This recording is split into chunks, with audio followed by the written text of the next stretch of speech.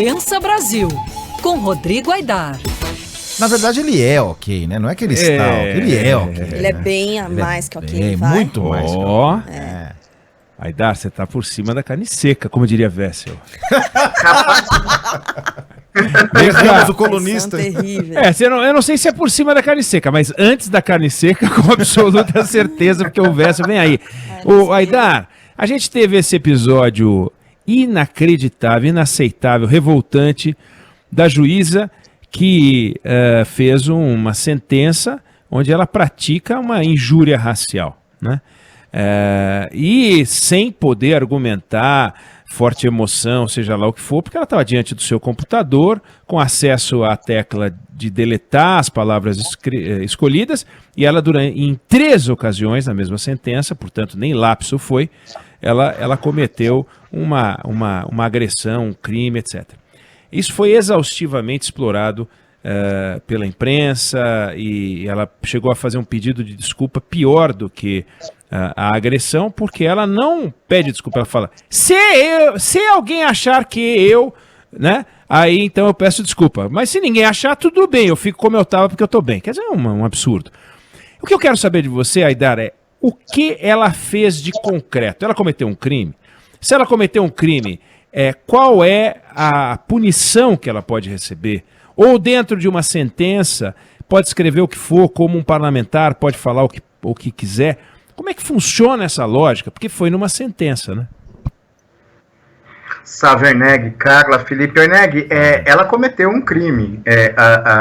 A dúvida é que crime ela cometeu. Você citou aí injúria racial. Tem gente que acha que ela cometeu mais do que injúria racial, que ela cometeu de fato um ato de racismo.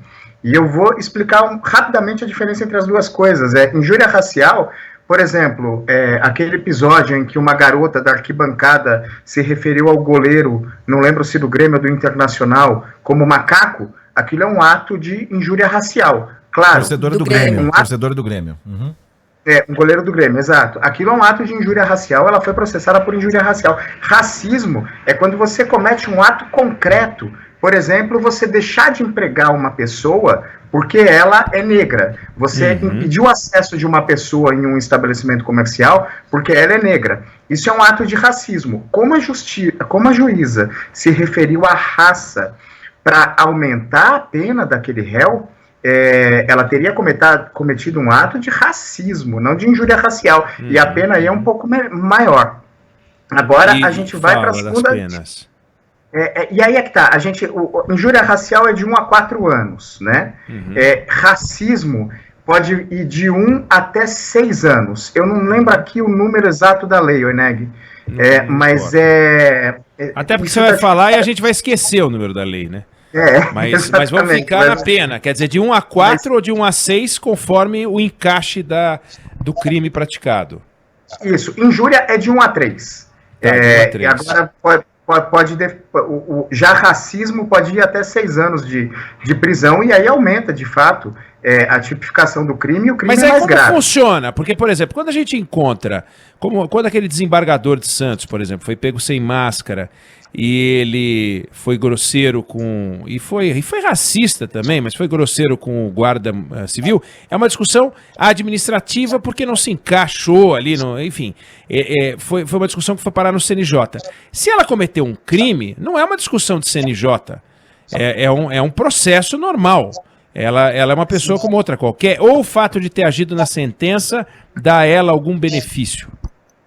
E aí é a complexidade dessa discussão, Eneg. Qual a responsabilidade, se o juiz tem ou não imunidade, e qual o alcance dessa imunidade quando ele comete um crime em uma sentença. Tem gente comparando isso com a imunidade parlamentar. Pois mas não é bem isso. Isso é a opinião minoritária do pessoal, ao menos de com quem eu conversei. A opinião majoritária é que a juíza pode responder sim, tanto por algum crime cometido na sentença. A responsabilidade civil, é sem sombra de dúvida que ela existe. Esse réu, por exemplo, poderia processar essa juíza.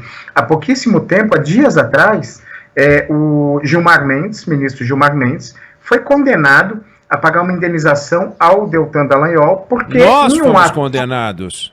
Diga-se de passagem. Nós, ainda se fosse o Gilmar Mendes.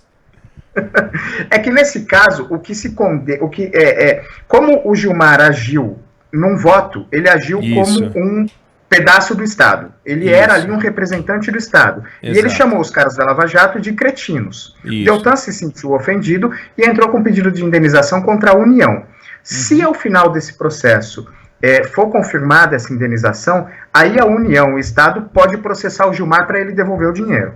Mas aí é um caso longo, né? Agora, essa é a responsabilidade civil. Então, em relação à responsabilidade civil, esse réu poderia processar o Estado, e se o Estado for condenado, o Estado pode pedir para essa juíza ressarcir o Estado em relação a essa condenação. A responsabilidade penal, existe um caso em que isso foi discutido, todo mundo vai lembrar, quando o desembargador Rogério Favretto, do TRF4, deu um habeas corpus dando liberdade ao ex-presidente Lula.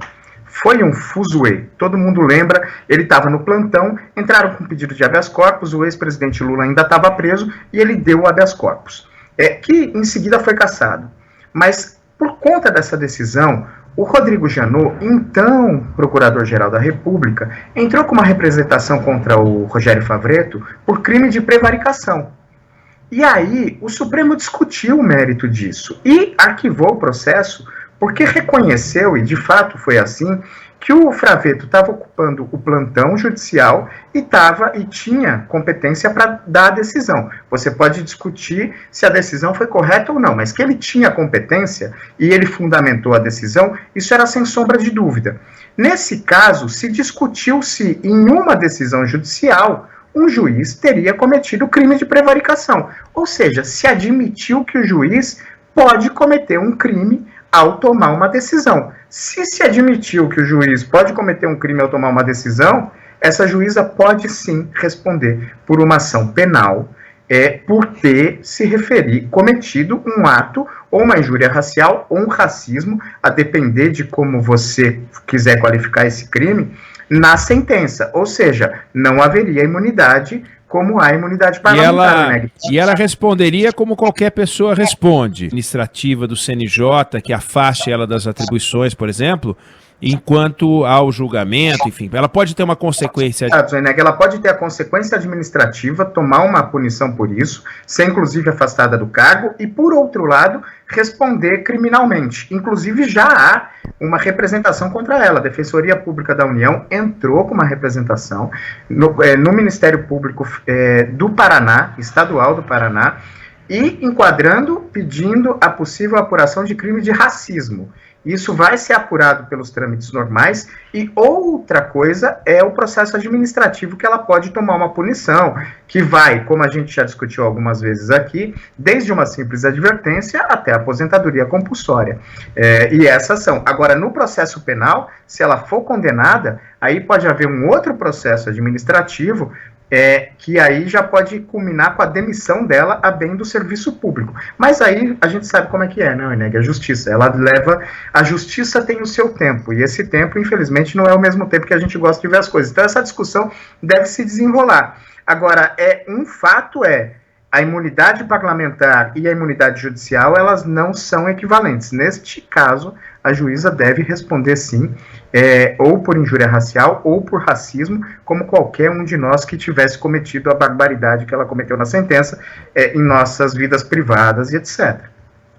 Pensa Brasil com Rodrigo Aidar, que volta a conversar com a gente na terça-feira da semana que vem. Abração. Abraço, Eneg, Carlinha, Felipe, um abraço para os ouvintes aí da Band News. Valeu. Beijo.